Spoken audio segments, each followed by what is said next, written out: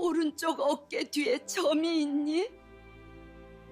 그 순간 심장이 멈췄다. 남편조차 몰랐던 그 흉한 점을 이 낯선 여자가 알고 있었다. 70년을 고아로 살았다. 그런데 지금 내 얼굴을 한 여자가 눈물을 흘리며 서 있다. 국자가 뜨거운 육수통에 빠지는 소리가 들렸다. 아니, 무너지는 건 국자가 아니라 내 인생 전체였다. 박순자는 새벽 4시가 되면 어김없이 눈을 떴다. 70년 넘게 몸에 밴 습관은 알람 시계보다 정확했다. 낡은 장판 위로 찬 기운이 스멀스멀 올라오는 옥탑방에서 그녀는 앓는 소리를 내며 무거운 몸을 일으켰다. 관절 마디마디가 쑤셔오는 통증은 그녀가 살아온 치열한 삶의 훈장과도 같았다. 순자는 습관적으로 머리맡에 둔 물그릇을 들어 입을 축였다. 밤새 말라버린 목구멍으로 넘어가는 찬물은 정신을 번쩍 들게 했다. 그녀는 늙은 호박처럼 주름진 얼굴을 거울에 비춰보았다. 거울 속의 노인은 지독하게도 외로워 보였다. 남편은 10년 전에 간암으로 먼저 세상을 떠났고 하나뿐인 아들놈은 사업한답시고 돈을 가져다 쓴 뒤로는 명절에나 얼굴을 비칠 뿐이었다. 순자는 깊은 한숨을 내쉬며 겉옷을 챙겨 입었다. 오늘도 남대문 시장의 칼국수 육수는 끓어야 했고 그녀는 살아야 했다. 새벽 시장의 공기는 차갑고 비릿했다.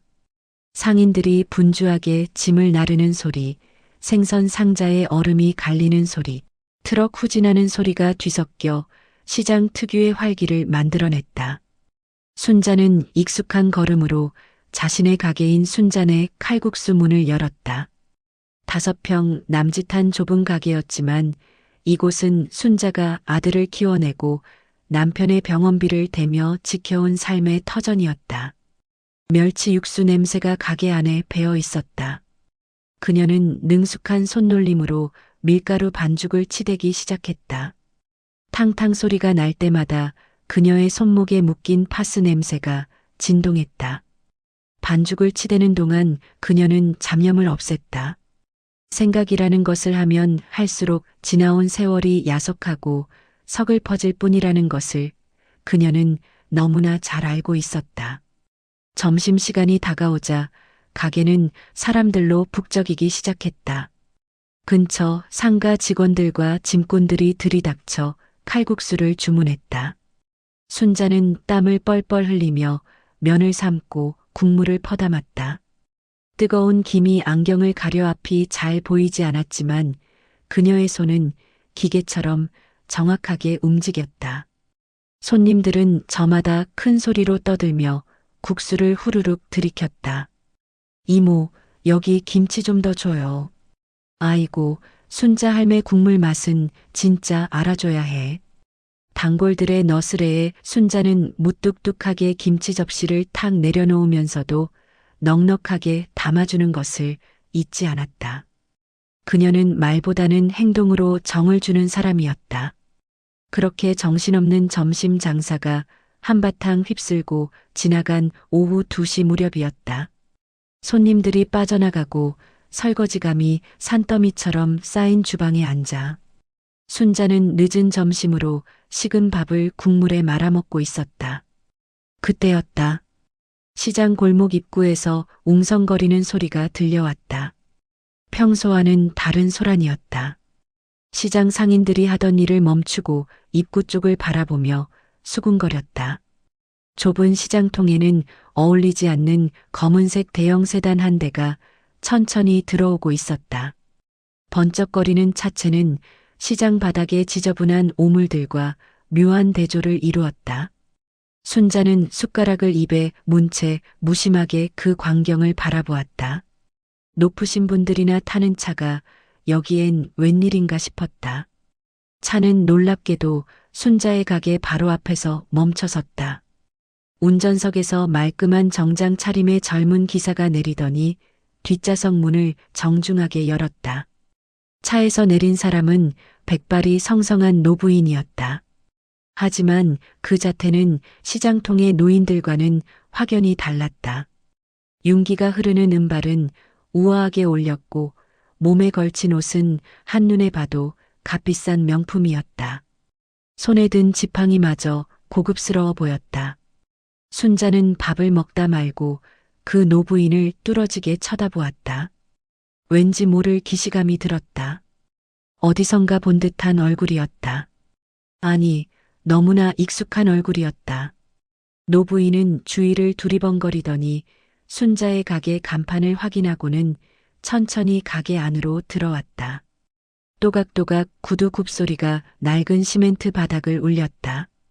순자는 자리에서 엉거주춤 일어났다. 손님이라고 하기에는 너무나 이질적인 모습에 저절로 긴장이 되었다. 노부인은 가게 안을 한번 훑어보더니 시선을 순자에게 고정했다. 그 순간 순자의 등줄기로 소름이 쫙 끼쳤다. 노부인의 얼굴이 가까워질수록 순자의 눈은 점점 커졌다. 그것은 마치 늙어버린 자신을 거울로 보는 것 같았다. 눈매, 콧날, 심지어 입가에 패인 주름의 방향까지 소름 끼치도록 똑같았다. 다른 것이 있다면 노부인의 피부는 고생을 모르고 산 듯 고왔고 순자의 얼굴은 검버섯과 기미로 뒤덮여 있다는 점뿐이었다. 노부인의 눈시울이 붉어지기 시작했다. 그녀는 떨리는 손을 들어 순자의 얼굴을 만지려 했다.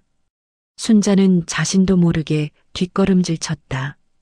평생을 고아로 살아왔다. 전쟁통에 부모를 잃고 고아원에서 자라 식모살이부터 시작해 안 해본 고생이 없었다. 핏줄이라고는 아무도 없는 천의 고아라고 믿고 살았다. 그런데 눈앞에 자신과 똑같은 얼굴을 한 여자가 서 있었다. 이것은 꿈이거나 아니면 노망이 든 것이 분명했다. 노부인이 입을 열었다. 목소리마저 순자와 비슷했다. 약간의 억양이 섞여 있었지만 분명히 한국말이었다. 그녀는 순자의 이름을 부르는 대신 가슴을 부여잡고 통곡하기 시작했다. 그 울음소리는 70년의 세월을 뛰어넘어 순자의 심장을 강타했다. 시장 상인들이 가게 앞으로 몰려들어 구경하기 시작했지만 순자의 귀에는 아무 소리도 들리지 않았다. 오직 눈앞의 여자가 흘리는 눈물만이 선명하게 보였다. 순자는 기억의 저편에 묻어두었던 어린 시절의 기억을 끄집어내려 애썼다. 5살 무렵 폭격 소리와 함께 누군가의 손을 놓쳤던 기억. 희미하게 떠오르는 어머니의 마지막 말. 그리고 항상 꿈속에서 나타나던 또 다른 나의 모습. 그 모든 조각들이 눈앞의 여자를 통해 하나로 맞춰지는 것 같았다. 하지만 순자는 인정할 수 없었다. 아니, 인정하기가 두려웠다. 이제 와서 핏줄이 나타난다고 한들 지나간 고통스러운 세월이 보상받을 수 있는 것은 아니었다. 노부인은 곁에 있던 수행원이 건네준 손수건으로 눈물을 닦으며 한 걸음 더 다가왔다. 그리고 떨리는 목소리로 순자에게 물었다. 오른쪽 어깨 뒤에 점이 있니? 순자는 숨을 멈췄다. 그녀의 오른쪽 어깨 뒤에는 큼지막한 붉은 점이 있었다. 목욕탕에 갈 때마다 사람들이 흉하다고 했던 그 점이었다. 남편조차도 처음 보고 놀랐던 그 점의 존재를 이 낯선 여자가 알고 있었다. 순자의 다리에 힘이 풀렸다. 주저앉으려는 그녀를 노부인이 와락 끌어안았다. 비단옷의 부드러운 감촉과 은은한 향수 냄새가 순자의 코끝을 찔렀다. 그것은 낯선 냄새였지만 동시에 사무치게 그리운 냄새였다.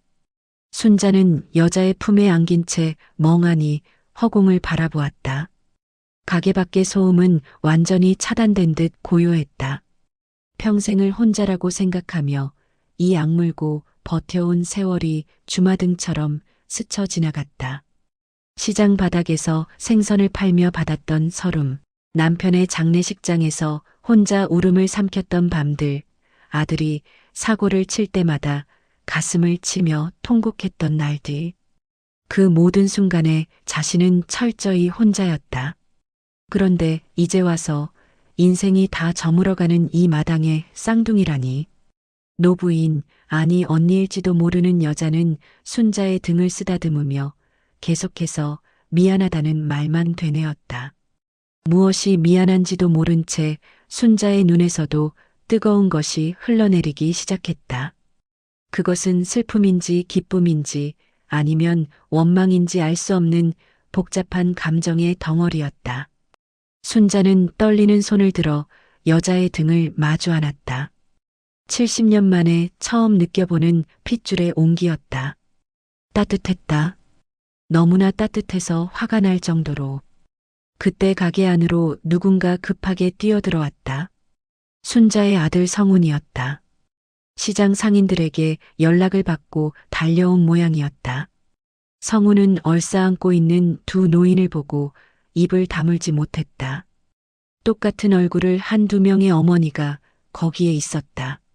성훈의 등장은 감격스러운 상봉의 순간에 찬물을 끼얹는 듯했다. 순자는 황급히 여자를 밀어내고 눈물을 훔쳤다. 평생을 강하게 살아온 그녀였다. 남들 앞에서, 특히 아들 앞에서 약한 모습을 보이고 싶지 않았다. 하지만 여자는 순자의 손을 놓지 않았다. 꽉 잡은 손에서 전해지는 악력은 그녀가 얼마나 이 순간을 기다려왔는지 말해주고 있었다. 여자는 성훈을 바라보며 온화한 미소를 지었다. 그리고 순자를 향해 믿기 힘든 말을 꺼냈다. 이제 고생 끝났다, 순자야. 내가 너 데리러 왔어. 우리 같이 가자. 순자는 멍하니 여자를 바라보았다. 같이 가자니 어디로 간다는 말인가? 이 늙은 나이에 낯선 여자를 따라 어디로 갈 수 있단 말인가? 하지만 여자의 눈빛은 확고했다. 그것은 단순히 잃어버린 동생을 찾은 언니의 눈빛이 아니었다. 무언가 거대한 계획을 가지고 온 사람의 눈빛이었다. 순자는 본능적으로 느꼈다. 오늘 이 만남이 자신의 남은 인생을 송두리째 바꿔놓을 것이라는 사실을. 가게 밖에는 어느새 소문을 듣고 달려온 유튜버들과 구경꾼들로 인산인해를 이루고 있었다. 플래시가 터지고 웅성거리는 소리가 귓가를 때렸다. 평범했던 칼국수 할머니 박순자의 인생은 그날 오후 2시를 기점으로 완전히 다른 궤도에 올라서게 되었다. 70년 만에 나타난 쌍둥이 언니. 그녀가 가져온 것은 단순히 핏줄의 정뿐만이 아니었다. 순자가 상상조차 할 수 없었던 거대한 비밀과 유산이 그녀를 기다리고 있었다. 순자는 잡힌 손을 내려다보았다. 쭈글쭈글하고 거친 자신의 손과 곱게 관리받은 여자의 손이 겹쳐져 있었다. 너무나 다른 두 손이었지만 손가락의 모양과 손톱의 생김새는 소름 끼치도록 닮아 있었다. 피는 물보다 진하다는 옛말이 가슴을 쳤다. 순자는 깊은 숨을 들이마셨다. 이제 그녀의 인생 이막이, 아니 어쩌면 진짜 그녀의 인생이 시작되려 하고 있었다. 남대문 시장의 소란을 뒤로하고 검은 세단은 도심의 빌딩 숲을 향해 미끄러지듯 빠져나갔다. 차 안은 숨막힐 듯 고요했다. 최고급 가죽 시트에서 나는 은은한 냄새가 순자의 코를 찔렀다. 그것은 평생 맡아온 멸치 비린내나 쉰 김치 냄새와는 차원이 다른 돈 냄새라고밖에 표현할 수 없는 향기였다. 순자는 엉덩이를 반쯤 걸친 채 창밖만 내다보았다. 차창 밖으로 스쳐 지나가는 서울의 풍경이 오늘따라 낯설게 느껴졌다. 옆자리에 앉은 여자는, 아니 언니라고 불리는 영옥은 순자의 손을 놓지 않고 있었다. 70년 세월 동안 다른 세상에서 살아온 두 노인의 손이 하나로 포개져 있었다. 영옥의 손은 따뜻하고 부드러웠지만 순자의 손은 거칠고 딱딱했다. 그 촉감의 차이가 두 사람이 살아온 인생의 격차를 고스란히 말해주고 있었다. 차는 서울에서 가장 비싸다는 특급 호텔 로비에 도착했다. 제복을 입은 직원들이 달려와 문을 열었고 순자는 쭈뼛거리며 차에서 내렸다. 낡은 몸빼 바지에 달아빠진 운동화를 신은 순자의 모습은 대리석 바닥이 번쩍이는 호텔 로비와 지독하게도 어울리지 않았다. 사람들의 시선이 느껴졌다. 호기심 어린 눈초리, 혹은 경멸 섞인 시선들이 순자의 등 뒤로 꽂히는 것 같았다. 순자는 저도 모르게 어깨를 움츠렸다. 하지만 영옥은 당당했다. 그녀는 순자의 팔짱을 끼고 고개를 꼿꼿이 든 채 로비를 가로질러 걸었다. 마치 이 초라한 행색의 노인이 세상에서 가장 귀한 사람이라는 듯이 에스코트했다. 뒤따라오던 아들 성우는 입이 떡 벌어진 채 주위를 두리번거리느라 정신이 없었다. 화려한 샹들리에와 고급스러운 인테리어에 압도된 성운의 눈빛에는 탐욕과 동경이 뒤섞여 있었다. 안내받은 곳은 호텔 꼭대기층의 스위트룸이었다. 현관문을 열자마자 펼쳐진 광경에 순자는 숨을 들이켰다. 자신의 옥탑방보다 넓은 거실 한강이 한눈에 내려다 보이는 통유리창, 그리고 푹신해 보이는 벨벳 소파까지 모든 것이 꿈만 같았다. 영옥은 순자를 소파에 앉히고는 따뜻한 차를 내오라고 지시했다. 자매는 마주보고 앉았다. 70년 만에 재회 장소치고는 지나치게 호사스러운 곳이었지만 영옥에게는 이것이 일상인 듯했다. 영옥은 천천히 입을 열어 자신의 이야기를 풀어놓기 시작했다. 전쟁 고아로 미국에 입양되었던 이야기, 양부모의 사랑을 받았지만 동양인이라는 이유로 겪어야 했던 보이지 않는 차별, 그리고 악착같이 공부해 의사가 되어 큰 부를 쌓은 이야기들이 이어졌다. 남들이 보기에는 성공한 인생이었지만 영옥은 늘 외로웠다고 했다. 결혼을 하고 자식을 낳아도 채워지지 않는 구멍이 가슴속에 있었다고 했다.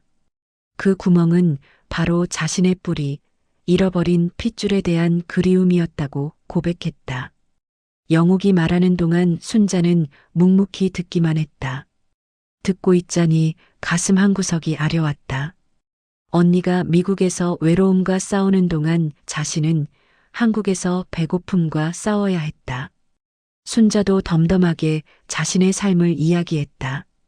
고아원에서 나와 식모살이를 전전하다가 시장통에서 칼국수 장사를 시작하게 된 사연, 남편을 만나 잠시 행복했으나 병으로 먼저 보내고 혼자 아들을 키워낸 이야기들을 꾸밈없이 털어놓았다. 순자의 이야기가 이어질수록 영옥의 표정은 일그러졌다. 동생이 겪었을 고초가 상상조차 되지 않는다는 듯 그녀는 연신 입을 틀어막았다. 특히 순자가 겨울철 찬물에 손을 담그며 일하느라 손가락 마디마디가 휘어버린 이야기를 할 때 영옥은 소리 없이 눈물을 흘렸다. 저녁 식사가 룸서비스로 들어왔다. 상다리가 부러질 듯 차려진 음식들은 순자가 평생 구경도 못 해본 것들이었다. 스테이크, 랍스터, 이름 모를 샐러드들이 테이블을 가득 채웠다. 하지만 순자는 숟가락을 들 엄두가 나지 않았다. 목구멍이 포도청이라 평소 같으면 개걸스럽게 먹었을 테지만 지금은 밥알이 모래알처럼 느껴질 것 같았다. 반면 아들 성우는 달랐다. 그는 눈치도 없이 포크와 나이프를 들고 음식에 달려들었다. 어머니, 이거 진짜 맛있어요. 이모님, 정말 감사합니다. 제가 살다 이런 호강을 다 해보네요. 성운이 고기를 씹으며 내뱉는 말에 순자의 얼굴이 화끈거렸다. 제 어미는 평생 1,000원짜리 한 장에 벌벌 떨며 살았는데 아들놈은 처음 보는 부자 이모 앞에서 꼬리를 흔드는 강아지 마냥 구는 꼴이 보기에 역겨웠다.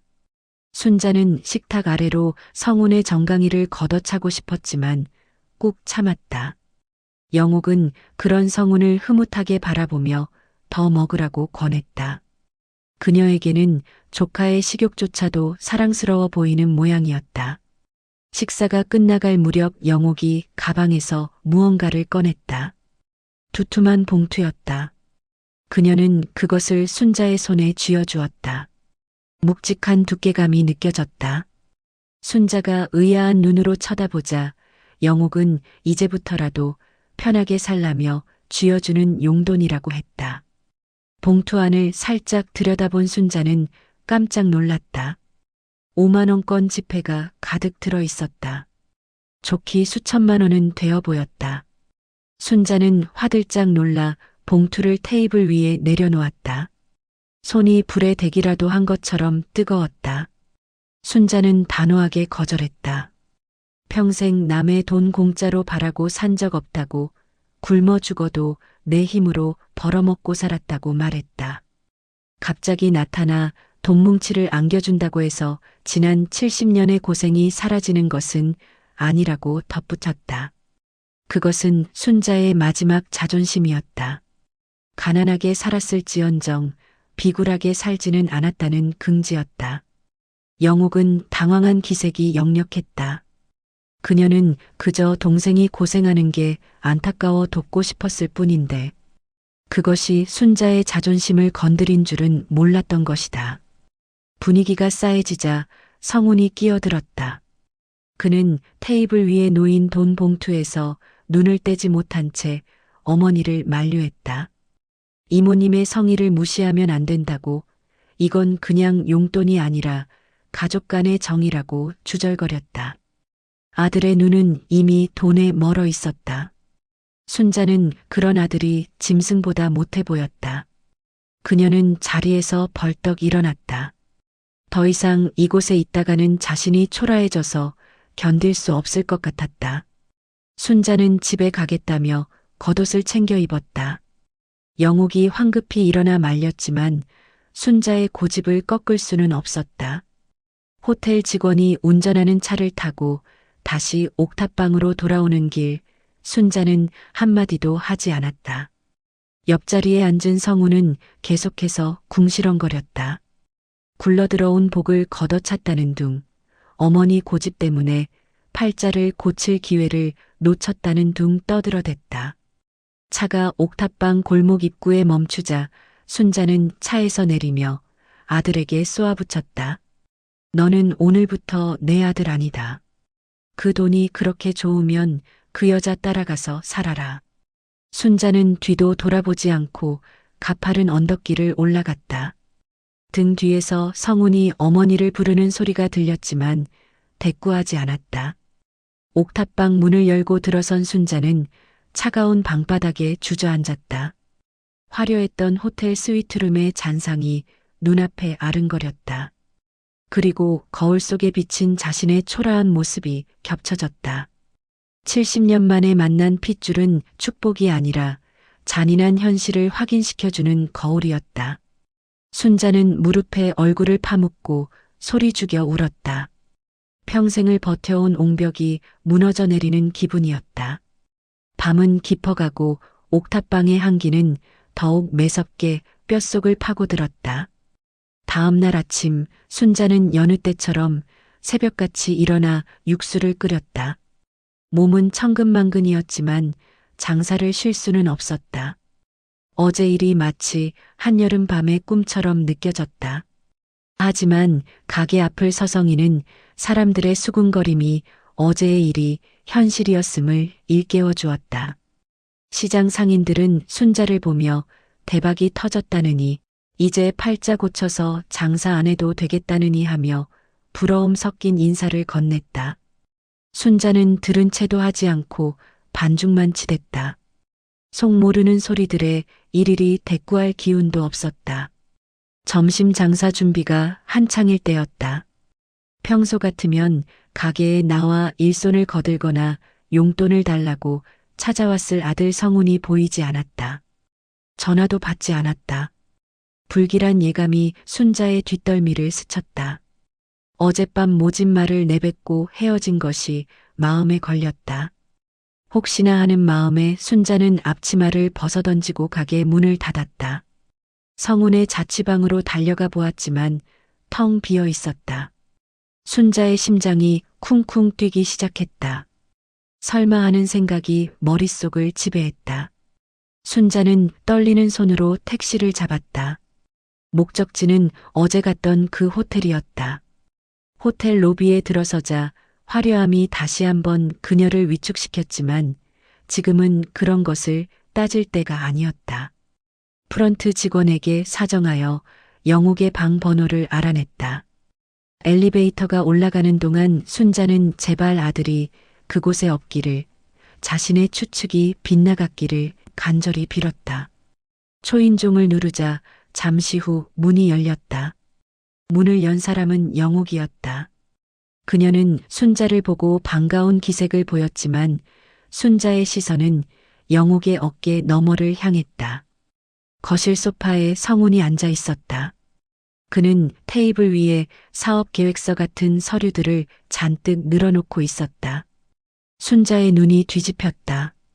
아들놈은 뻔뻔하게도 이모에게 사업 자금을 부탁하고 있었던 것이다. 순자는 신발도 벗지 않고 거실로 뛰어들었다. 성우는 어머니의 등장에 소스라치게 놀라 자리에서 일어났다. 순자는 다짜고짜 성훈의 멱살을 잡았다. 70 노인의 어디서 그런 힘이 나왔는지 성훈이 휘청거렸다. 이 썩을 놈아, 내가 너를 이렇게 키웠냐? 거지 새끼도 아니고 남의 돈을 탐내. 당장 일어나. 안 일어나? 순자의 고함 소리가 호텔 방을 울렸다. 성우는 어머니의 손을 뿌리치며 변명했다. 이모님이 도와주신다고 했다고, 이번만 성공하면 어머니 호강시켜 드릴 수 있다고 소리쳤다. 그 말이 순자의 가슴에 비수처럼 꽂혔다. 호강이라니, 제 자존심을 팔아서 시켜주는 호강이 무슨 소용이란 말인가. 순자는 바닥에 떨어진 서류 뭉치를 집어던졌다. 종이들이 눈송이처럼 허공에 흩날렸다. 영옥이 울면서 말렸다. 자신이 먼저 돕겠다고 했다고, 조카가 길을 펴고 살게 해주고 싶었다고 순자를 달랬다. 하지만 순자의 귀에는 아무것도 들리지 않았다. 그녀는 영옥을 노려보며 소리쳤다. 돈이면 다야? 돈으로 사람 마음까지 살 수 있을 것 같아? 70년 동안 코빼기도 안 보이다가 이제 와서 돈 자랑하면 내가 고맙다고 절이라도 할 줄 알았어? 내 새끼 거지 만드는 꼴 보려고 나타난 거면 당장 꺼져. 내 눈앞에서 사라지라고. 순자의 말은 도끼가 서려 있었다. 평생의 한과 열등감이 폭발한 순간이었다. 영옥은 충격을 받은 듯 비틀거렸다. 그녀의 얼굴이 백지장처럼 하얗게 질려갔다. 영옥은 가슴을 부여잡고 숨을 헐떡였다. 처음에는 순자의 화에 놀라서 그런 줄 알았다. 하지만 영옥의 몸이 심하게 흔들리더니 그대로 바닥으로 곤두박질 쳤다. 쿵 하는 소리와 함께 영옥이 쓰러졌다. 순자와 성우는 얼어붙었다. 싸움은 순식간에 멈췄다. 영옥은 가슴을 쥐어뜯으며 고통스러운 신음을 토해냈다. 입술이 파랗게 변해가고 있었다. 순자는 정신을 차리고 영옥에게 달려들었다. 흔들어 깨워보려 했지만 영옥의 의식은 희미해져 가고 있었다. 언니 왜 이래? 정신 차려봐. 순자의 입에서 처음으로 언니라는 말이 터져나왔다. 평생 불러보지 못했던 그 단어가 절규와 함께 쏟아졌다. 성훈이 떨리는 손으로 119에 전화를 걸었다. 구급대원이 도착할 때까지 순자는 영옥의 손을 잡고 놓지 않았다. 어제 차 안에서 느꼈던 따뜻했던 손이 점점 차가워지고 있었다. 70년 만에 만났는데 이제 겨우 얼굴을 봤는데 이렇게 보낼 수는 없었다. 구급차에 실려 병원으로 가는 내내 순자는 영옥의 손을 비비며 기도했다. 제발 살려달라고, 못난 동생이 모진 말해서 미안하다고, 한 번만 기회를 달라고 빌었다. 응급실 앞 복도에 앉아있는 시간은 지옥과도 같았다. 성우는 죄인처럼 고개를 숙인 채 구석에 처박혀 있었다. 순자는 멍하니 수술실의 빨간 불을 바라보았다. 인생이 참으로 얄궂었다. 잃어버린 핏줄을 찾았다는 기쁨도 잠시, 또다시 상실의 공포가 그녀를 덮쳐왔다. 한참 뒤 의사가 수술실에서 나왔다. 순자는 벌떡 일어나 의사에게 매달렸다. 의사는 침통한 표정으로 입을 열었다. 심각한 심장 질환이 있다고 했다.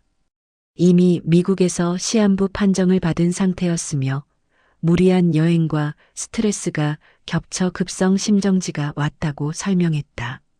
길어야 한 달 준비를 하셔야 할 것 같다는 의사의 말에 순자는 다리에 힘이 풀려 주저앉고 말았다. 모든 퍼즐이 맞춰졌다. 왜 갑자기 한국에 왔는지, 왜 그렇게 서둘러 자신을 찾았는지, 왜 뜬금없이 돈을 주려고 했는지. 영옥은 죽음을 앞두고 마지막으로 핏줄을 찾아 정리하러 온 것이었다. 자신의 남은 시간을 그리고 남은 재산을 동생에게 남겨주기 위해 태평양을 건너온 것이었다. 그런 언니에게 자신은 무슨 짓을 했단 말인가. 돈 자랑하러 왔냐고 비수를 꽂고 꺼지라고 소리쳤던 자신의 입을 찢어버리고 싶었다. 순자는 중환자실 유리창 너머로 산소 호흡기를 낀 영옥을 바라보았다. 온갖 기계장치에 둘러싸인 채 가냘픈 숨을 몰아쉬는 언니의 모습이 너무나 작아 보였다.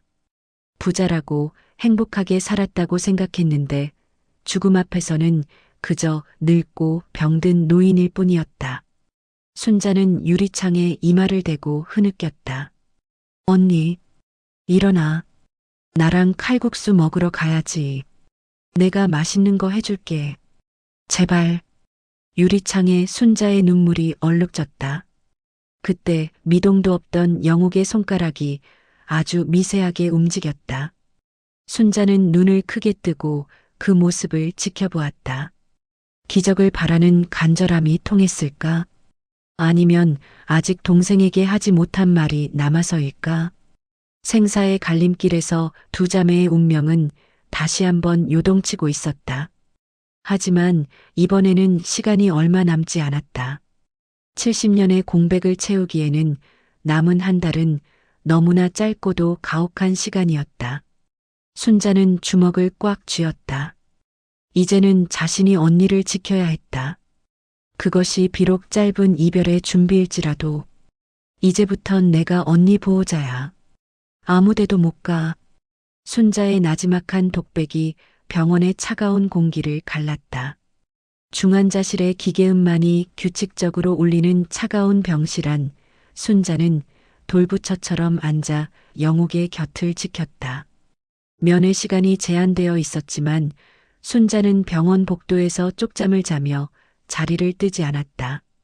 의료진들도 70 노인의 지독한 고집과 절박함에 혀를 내두르며 특별히 곁에 있는 것을 묵인해 주었다. 영옥이 쓰러진 지 사흘 만에 기적처럼 의식이 돌아왔을 때 가장 먼저 마주한 것은 퉁퉁 부은 순자의 눈이었다. 산소 마스크 너머로 영옥의 입가에 희미한 미소가 번졌다. 그 미소는 마치 긴 여행을 끝내고 집에 돌아온 사람의 안도감처럼 평온해 보였다. 일반 병실로 옮긴 뒤에도 영옥의 상태는 호전될 기미가 보이지 않았다. 의사는 마음의 준비를 하라는 말만 앵무새처럼 되풀이했다. 하지만 병실 안의 풍경은 죽음의 그림자보다는 뒤늦게 피어난 자매의 정으로 채워지고 있었다. 순자는 평생 남을 위해 국수를 삶았던 손으로 언니의 젖은 몸을 닦아주었다. 거친 수건이 닿을세라 조심스러운 손길이었다. 영옥은 말할 기운조차 없어 그저 눈빛으로 고마움을 전했다. 70년 동안 다른 공간에서 숨쉬었던 두 사람은 이제 같은 공기를 마시며 서로의 주름진 얼굴을 하염없이 바라보는 것만으로도 대화가 통했다. 어느 날 오후 영옥은 떨리는 손짓으로 서랍을 가리켰다. 순자가 서랍을 열자 낡은 가죽 수첩 하나가 들어 있었다. 영옥이 미국으로 입양 갈 때부터 간직해온 일기장이었다. 순자는 영옥의 부탁으로 일기장을 펼쳤다. 삐뚤빼뚤한 한글로 시작된 일기는 영어가 섞였다가 다시 서툰 한글로 이어지고 있었다. 그 속에는 화려한 재벌가의 사모님이 아닌 엄마를 잃고 낯선 땅에 떨어진 어린 소녀의 외로움이 고스란히 담겨 있었다. 일기의 내용은 순자의 가슴을 후벼 팠다. 오늘은 비가 온다. 한국에도 비가 올까? 동생은 밥을 먹었을까? 사람들은 나를 부러워하지만 나는 시장통에서 국수를 판다는 내 동생이 부럽다. 적어도 그 아이는 고향의 흙을 밟고 있으니까. 심장이 아파올 때마다 생각한다. 죽기 전에 꼭 한 번만이라도 순자가 끓여주는 국수를 먹고 싶다. 엄마 냄새가 날 것 같다. 순자는 일기장을 읽어내려가다 목이 메어 더 이상 읽을 수가 없었다. 자신은 언니가 부잣집에 가서 호의호식했다고 원망했는데 언니는 평생 고향과 동생을 그리워하며 죄책감 속에 살아왔던 것이다. 100억이라는 돈은 언니가 평생 흘린 눈물의 대가였고 외로움을 견뎌낸 보상이었다. 순자는 일기장을 가슴에 품고 영옥의 손등에 얼굴을 묻었다. 흐느끼는 순자의 머리를 영옥의 야윈 손이 천천히 쓰다듬었다. 병실 문 밖에서 그 모습을 지켜보던 성우는 차마 안으로 들어가지 못했다. 그는 며칠 전 자신이 했던 행동이 뼈에 사무치도록 부끄러웠다. 돈 냄새를 맡고 달려들었던 자신의 추악한 모습이 거울을 보듯 선명하게 떠올랐다. 성우는 병원 비상구 계단에 쭈그려 앉아 한참을 울었다. 사업 실패를 핑계로 어머니의 등골을 빼먹고 살았던 지난 날들이 주마등처럼 스쳐 지나갔다. 이모는 죽어가면서도 조카인 자신을 위해 유산을 남기겠다고 했는데 자신은 그저 그 돈을 어떻게 쓸까 궁리만 했다는 사실이 그를 괴롭게 했다. 다음 날 새벽 순자는 병원 몰래 집에서 끓여온 육수와 면을 보온병에 담아왔다. 영옥의 소원대로 자신의 손맛이 담긴 칼국수를 먹이고 싶었다. 간호사 몰래 커튼을 치고 보온병을 열자 구수한 멸치 육수 냄새가 병실 가득 퍼졌다. 영옥의 눈이 반짝였다. 순자는 호호 불어가며 식힌 국물을 숟가락으로 떠서 영옥의 입에 넣어주었다. 겨우 한 모금, 두 모금 넘기는 것이 고작이었지만 영옥은 세상에서 가장 맛있는 음식을 먹는 표정을 지었다. 영옥은 힘겹게 입을 떼어 순자에게 말했다. 이제 여한이 없다고. 너를 만났고 내가 해준 밥을 먹었으니 70년 묵은 체증이 다 내려갔다고 했다. 그리고 성운을 불렀다. 쭈뼛거리며 들어온 성운의 손을 잡은 영옥은 자신의 개인 변호사가 가져온 서류 봉투를 건넸다. 그것은 전 재산을 순자와 성운에게 상속한다는 유언장이었다. 하지만 단서 조항이 있었다. 성운이 이 돈을 받으려면 순자가 살아있는 동안 매일 아침 어머니에게 따뜻한 밥상을 차려드려야 한다는 내용이었다. 성우는 봉투를 받아들고 오열했다. 돈 때문이 아니었다. 이모가 마지막까지 자신을 사람 만들려고 애쓰는 그 마음이 느껴져서였다. 성우는 무릎을 꿇고 영옥과 순자 앞에서 맹세했다. 다시는 어머니 눈에 눈물 나게 하지 않겠다고, 이 돈은 허투루 쓰지 않고 이모님의 뜻대로 살겠다고 다짐했다. 영옥은 흐뭇한 표정으로 고개를 끄덕였다. 그녀의 호흡이 조금씩 거칠어지고 있었다. 그날 밤 병실의 창밖으로 서울의 야경이 별처럼 쏟아지고 있었다. 순자는 영옥의 침대 곁에 간이 침대를 붙이고 누웠다. 자매는 손을 꼭 잡고 옛날 이야기를 했다. 기억도 나지 않는 어머니의 얼굴, 고아원에서의 추억, 서로가 모르고 살았던 지난 세월의 이야기들을 도란도란 나누었다. 영옥의 목소리는 점점 작아졌지만 순자는 귀를 기울여 한마디도 놓치지 않았다. 순자야. 나 먼저 가서 엄마 만나고 있을게. 천천히 와. 영옥의 마지막 말은 속삭임처럼 흩어졌다. 순자는 대답 대신 잡은 손에 힘을 주었다. 두려워하지 말라고, 내가 여기 있다고 온몸으로 말해주고 있었다. 영옥의 눈꺼풀이 천천히 내려앉았다. 기계음이 경고음을 내기 전까지 순자는 영옥이 잠든 줄만 알았다. 아주 깊고 편안한 잠에 든 언니의 얼굴은 70년 전 헤어졌던 5살 꼬마 아이의 모습처럼 천진난만해 보였다. 순자는 울지 않았다. 적어도 지금은 울 때가 아니었다.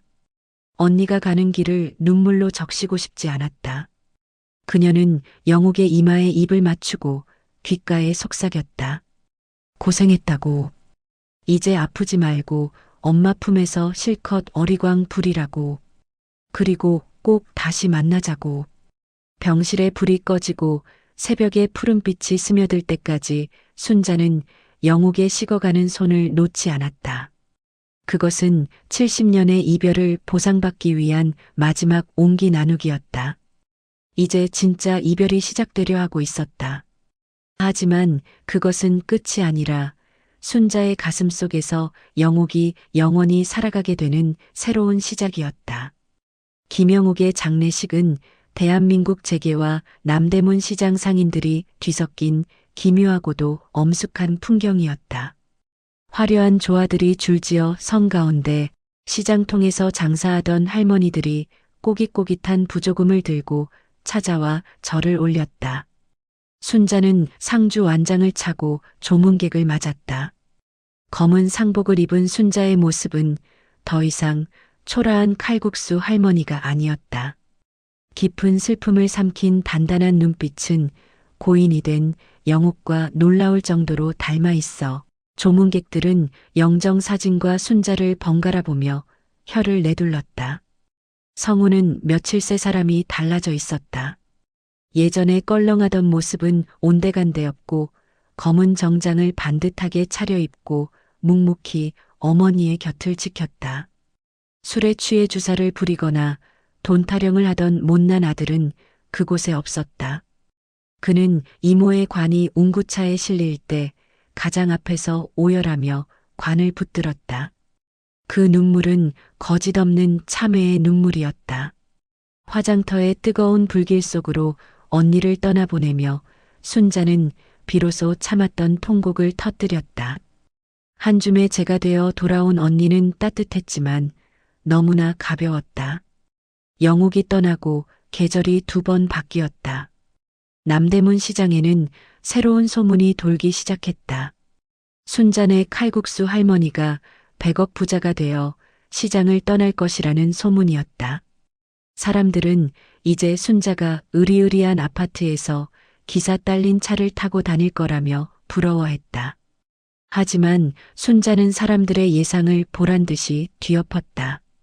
새벽 4시 여느 때와 다름없이 순잔의 칼국수에 불이 켜졌다. 달라진 것이 있다면 가게의 간판이었다. 순잔의 칼국수 옆에 작게 영옥이네 밥상이라는 글귀가 추가되었다. 순자는 여전히 앞치마를 두르고 육수를 끓였다. 다만 그녀의 표정은 예전의 고단함 대신 넉넉한 여유가 묻어났다. 영옥이 남긴 유산은 놀라운 방식으로 쓰였다. 순자는 변호사를 통해 재단 설립을 공표했다. 시장에서 일하는 영세 상인들의 자녀들을 위한 장학재단, 그리고 갈 곳 없는 독거노인들을 위한 무료 급식소가 시장 한편에 마련되었다. 급식소의 이름은 언니의 이름을 딴 영옥의 집이었다. 순자는 매일 점심 장사가 끝나면 급식소로 가서 배식 봉사를 했다. 그녀가 퍼주는 국밥에는 언니를 향한 그리움과 사랑이 듬뿍 담겨 있었다. 성운의 변화는 더욱 놀라웠다. 그는 이모가 남긴 유산으로 무리한 사업을 벌이는 대신 시장 건물의 낡은 시설을 보수하는 관리 회사를 차렸다. 어머니가 평생을 바친 이 시장을 더 깨끗하고 안전하게 만드는 것이 이모의 뜻을 잇는 길이라 생각했기 때문이었다. 그는 매일 아침 순자의 가게에 들러 육수통을 나르고 어머니의 다리를 주물러 드렸다. 영옥의 유언장에 적힌 따뜻한 밥상은 성훈이 어머니에게 차려드리는 마음의 밥상이 되어가고 있었다. 어느 맑은 가을날 순자는 가게 문을 일찍 닫고 언니를 모신 추모공원을 찾았다. 성훈이 운전하는 차 뒷좌석에는 갓 삶은 칼국수와 겉절이가 실려 있었다. 추모공원 벤치에 앉아 순자는 언니의 비석을 쓰다듬었다. 사진 속의 영옥은 환하게 웃고 있었다. 언니야, 나왔다. 오늘은 국물이 아주 잘 우러났어. 내가 좋아하던 겉절이도 가져왔다. 순자는 비석 앞에 음식을 차려놓고 혼잣말을 건넸다. 성훈이가 이제 제법 사람 구실을 한다는 이야기, 김씨네 생선가게 손자가 장학금을 받고 대학에 갔다는 이야기, 시장 사람들이 언니 덕분에 살만해졌다고 고마워한다는 이야기들을 조곤조곤 들려주었다. 바람이 불어와 순자의 머리카락을 흐트렸다. 마치 영옥이 잘하고 있다며 머리를 쓰다듬는 것 같았다. 순자는 하늘을 올려다보았다. 높고 파란 가을 하늘에 뭉게구름 두 점이 나란히 흘러가고 있었다. 꼭 서로의 손을 잡고 가는 자매의 모습 같았다. 순자는 이제 더 이상 외롭지 않았다. 거울을 볼 때마다 그 속에 언니가 있었고 시장 사람들의 웃음 속에 언니의 마음이 녹아 있었으며 듬직해진 아들의 등 뒤에 언니의 그림자가 지켜주고 있었기 때문이었다. 거기선 배고프지 말고 아프지 말고 나갈 때까지 잘 놀고 있어라. 내 갈 때 맛있는 거 잔뜩 싸가지고 갈게. 순자는 자리에서 일어나 옷매무새를 다듬었다. 다시 시장으로 돌아갈 시간이었다. 치열하지만 사람 냄새나는 그녀의 삶의 터전으로 순자의 발걸음은 어느 때보다 가벼웠다. 그녀의 등 뒤로 따스한 햇살이 비추며 두 사람의 그림자가 하나로 포개졌다. 70년을 돌고 돌아 만난 자매의 인연은 죽음조차 갈라놓을 수 없는 영원한 사랑으로 완성되었다. 남대문 시장 골목 어기 구수한 멸치 육수 냄새가 바람을 타고 번져나갔다. 그 냄새는 누군가에게는 한 끼의 식사가, 누군가에게는 위로가, 그리고 순자에게는 영원히 잊지 못할 언니의 향기가 되어 오늘도 골목을 가득 채우고 있었다.